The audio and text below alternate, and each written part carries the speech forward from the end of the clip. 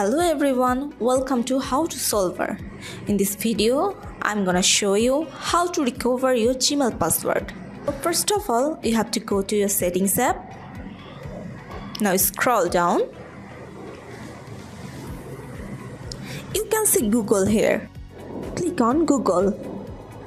Here you can see manage your Google account. So click on manage your Google account. Go to security. You can see password here. Click on password.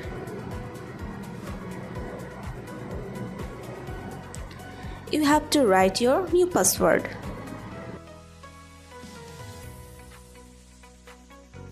Now you have to confirm your new password, so rewrite your new password.